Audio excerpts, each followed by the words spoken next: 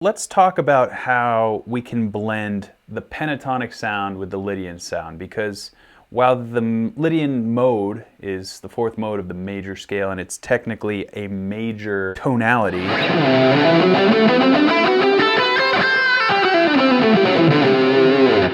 and the minor pentatonic is obviously a minor tonality,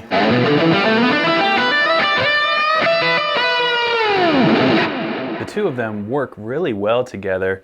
And if you want to vamp using these two different sounds, I would recommend starting on like a nice big fat D chord and then going down to a C chord.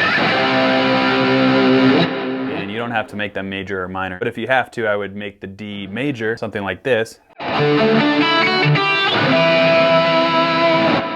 then the C could be something also mystical like this. Both of those chords really sound nice together. I'll actually put on a little backing track of that harmony at the end of this video and jam a little bit over. In the key of G major,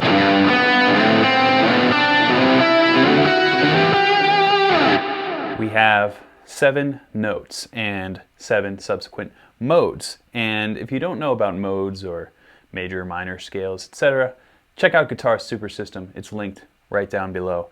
Now, the reason I mentioned G major is having the understanding of the diatonic chords that exist within it is going to be your kind of foundation for the concept of blending the minor pentatonic and the Lydian mode. So I mentioned that Lydian is based off the 4th degree of the major scale. So in the key of G, we have C. So that is going to be our root note for Lydian.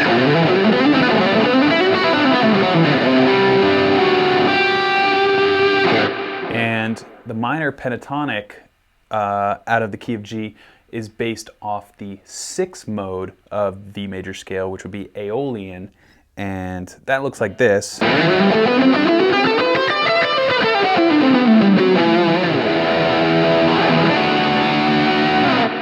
Now, obviously there's more than just the minor pentatonic notes, those 5 notes happening with the Aeolian mode, so we're going to eliminate the 2nd and the flat 6th, and that will give us our minor pentatonic sound.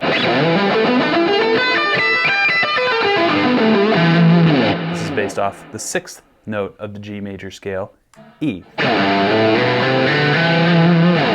And if you are familiar with those two tonalities, you can also understand that they exist all over the guitar neck in various spots, so you don't always have to go to the 12th fret to play the E minor pentatonic sound.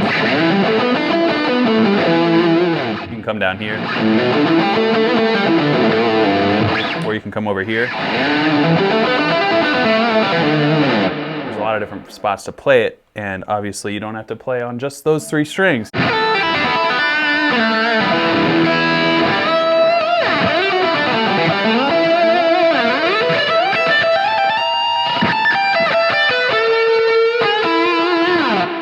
So now that we know that we have access to the E minor pentatonic sound and the C Lydian sound, how do we blend them together seamlessly to utilize them both and take advantage of what they do best? You know, depending on the harmony, it might be cool to hit this sharp 4 in the Lydian sound.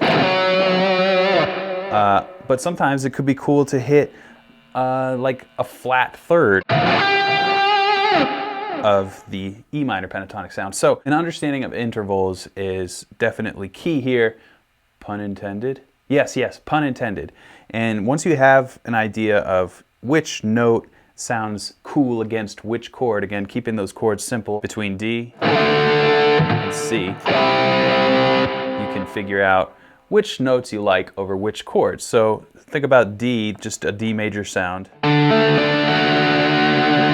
If we were to analyze that in the key of G major, it would be a D mixolydian if you want to look at it modally.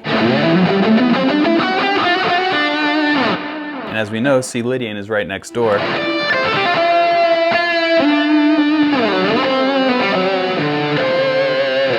So what do we do with that information? Well, there's a couple things we can try.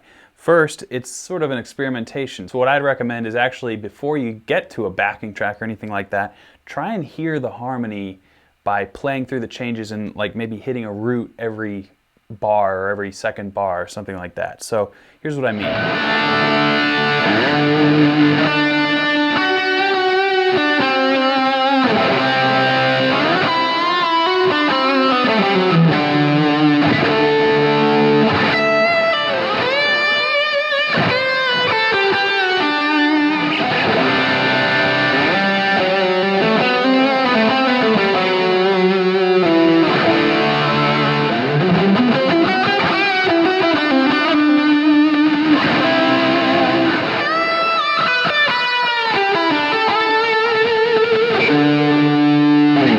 As you could hear there, I was just going back and forth between the D and the C and trying to sort of outline the harmony using those intervals that I mentioned. You know, there are certain identifying intervals for these modes which sort of emphasize which mode you're actually playing. So with Lydian, it's the sharp 4.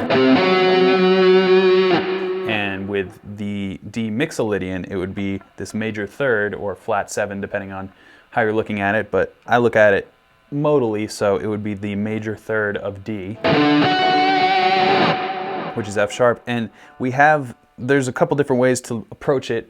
You can sort of anticipate the harmony, so you can start playing in D mixolydian as the C chord is happening to sort of prepare the listener's ear, so to speak, or you can just play straight up and down through a mode and then land on the next mode or the next chord or the next root note on the downbeat, so on the 1 of the next measure. And doing that is what's called playing through changes, and it's something that jazz guitar players do really well, but it can also apply obviously to this more aggressive sounding music. Once you have that understanding, it's actually really simple to kind of bring it full circle, implement the minor pentatonic sound, because that's a more ambiguous scale, I would say, because it doesn't have too many identifying intervals that could potentially clash with certain chords. It just has 5 notes, and it can really bring your modal playing into a bit more neutral and sort of like, you know, rock and roll sound if you want to have a bit of balance in that way to whatever it is you're playing. So I'll do the same thing that I just did, try to outline the chords and play through them, but then also add in a little bit of pentatonic goodness to even out the playing field.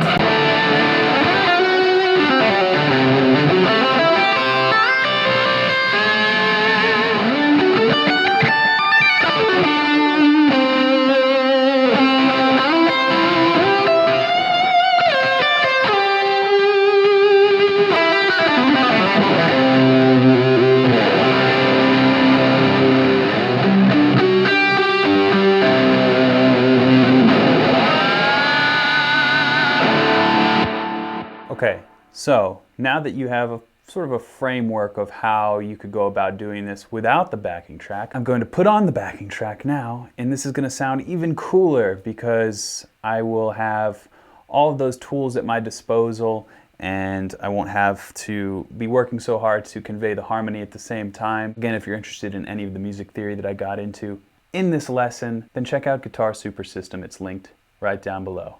Until next time, keep shredding.